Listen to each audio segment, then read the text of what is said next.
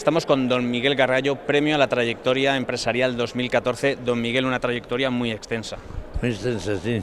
Llevo muchos años luchando por Teruel y tengo buenos negocios en Barcelona y todo lo que he ganado allí ha venido a Teruel. Tengo 6 hoteles, tengo 2 fincas agrícolas ganaderas, 2 turbinas de agua, ya estoy montando un museo en mi casa donde yo nací, en Gargallo. ¿Le queda tiempo para usted también o no? Muy poco. Algún fin de semana para mi mujer, pero poco. Aprovecho el fin de semana para viajar. ¿Qué ha supuesto para usted este premio? Pues muy importante, porque dicen que, como se dice eso, que no hay...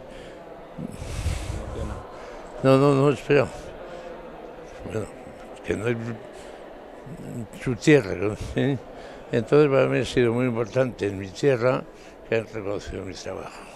Lo he hecho con ilusión, yo tenía que haberme ido a República Dominicana con el Grupo Barceló y mi mujer me dijo, oye, somos una familia de 3, trabajamos mucho, por lo tanto, ves donde estás a gusto.